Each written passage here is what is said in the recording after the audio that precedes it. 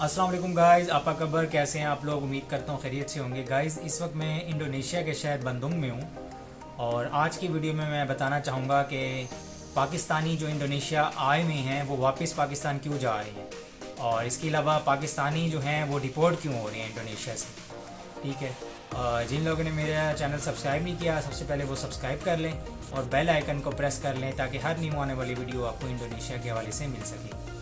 Guys video का आगाज़ करता हूँ। ठीक है, सबसे पहले मैं आपको बताना चाहूँगा कि अभी कुछ दिनों पहले न्यूज़ आई है, आपने भी शायद देखी होगी। वो न्यूज़ ये है कि पाकिस्तानी थे, 6 लोग थे पाकिस्तानी, वो कुकिंग खुद कर रहे थे। ठीक है, यहाँ पे इंडोनेशिया में काम कर रहे थे खुद। ठीक है, उन्होंने अपना रेस्टोरेंट खोला हुआ था और ख़ुद कुकिंग कर रहे थे।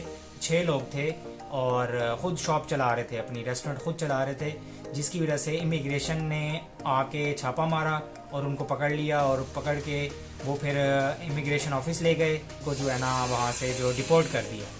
ठीक है, शायद आपने ये न्यूज़ सुनी होगी, ये रीसेंट वाक़या है। मैंने अभी कुछ दिनों पहले ये वीडियो देखी है, न्यूज़ देखी है।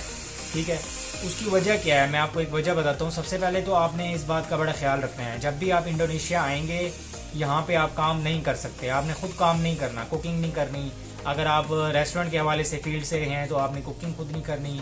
अगर आप किसी और फील्ड के हवाले से हैं तो आपने खुद काम नहीं करना, आपने इंडोनेशियन हायर करने हैं यहाँ पे। ठीक है, इंडोनेशियन हायर करेंगे तो वो लोग काम करेंगे, आपने बैकअप पे स्टैंड बाय रहना है। ठीक है, आप मिसाल के तौर पे पहली बात यह है कि शॉप पे बैठना भी अलाउ नहीं है, आप शॉप पे नहीं बैठ सकते। ठीक है, आप बिजनेस वाली प्लेस पे नहीं बैठ सकते। हाँ, अगर ये है कि आपने वहाँ पे कैश उठाने जाना है या आपने सामान वगैरह स्टॉक वगैरह पूरा करना है, ठीक है, सामान ला के देना है उनको, फिर एक अलग बात है, लेकिन आपने वहाँ बैठना नहीं है। ठीक है, अगर आप बैठेंगे तो रिस्क है। ठीक है, ठीक है। और दूसरी बात यह है कि जो लोग वीडियोस देख के आ रहे हैं ना, यूट्यूब की वीडियोस जो हैं वो सिर्फ 40% इन्फॉर्मेशन दी जा रही है, क्योंकि सोशल मीडिया है, हर चीज़ हम आपको गाइड नहीं कर सकते।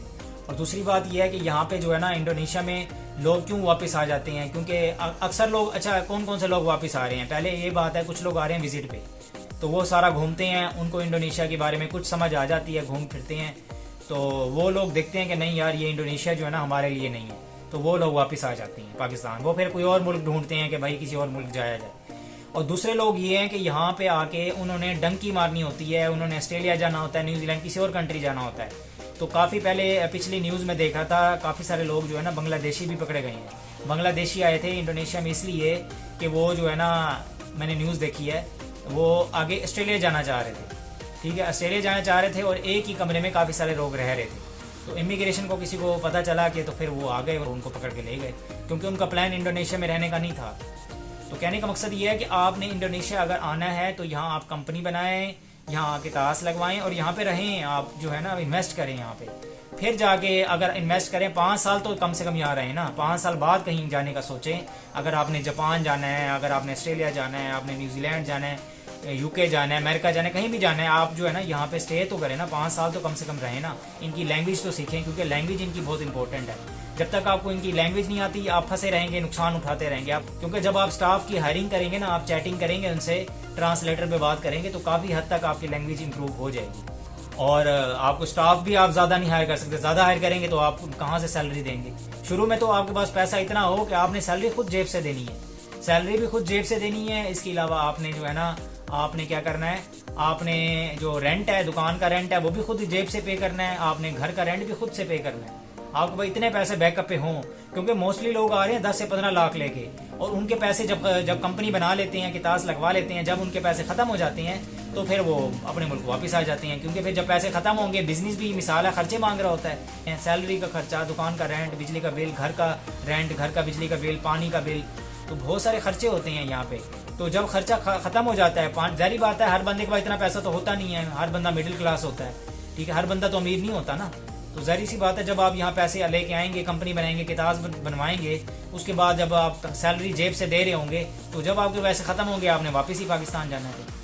ठीक है ना, पाकिस्तान के हालात ख़राब है, मुझे पता है पाकिस्तान के हालात बहुत ख़राब है, लेकिन यहाँ के हालात भी अगर कंपैरिजन किया जाए पाकिस्तान से तो यहाँ के हालात कुछ बेहतर हैं पाकिस्तान से, लेकिन यहाँ भी हालात ख़राब हैं भाई। यहाँ भी महंगाई है, महंगाई जो है ना यहाँ पे बहुत ज़्यादा है, यहाँ पे एक्सपेंसेस बहुत ज़्यादा है। यहाँ पे आपकी इतनी सेल हो कि आपके एक्सपेंसेस पूरे हो सके। यहाँ पे कम से कम आपकी जो सेल होनी चाहिए 15 से 20 लाख की सेल डेली हो, अगर आप सिंगल है।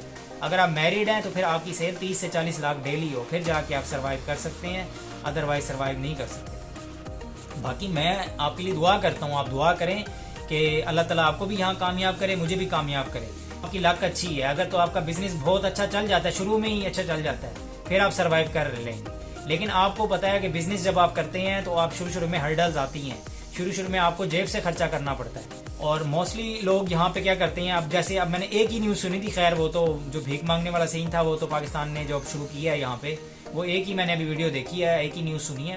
क्योंकि जब पाकिस्तान के पास पैसे जब यहाँ ख़त्म हो जाते हैं फिर वो भीख मांगना शुरू कर देते हैं, क्योंकि जॉब तो यहाँ मिलती ही नहीं है, जॉब यहाँ है ही नहीं, यहाँ तो बिजनेस ही है।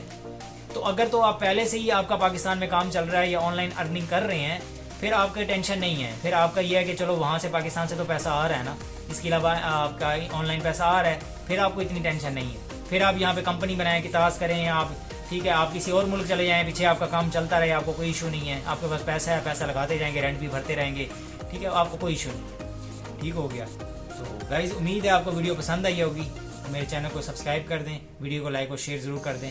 ठीक है, इजाज़त दें, अल्लाह हाफ़िज़।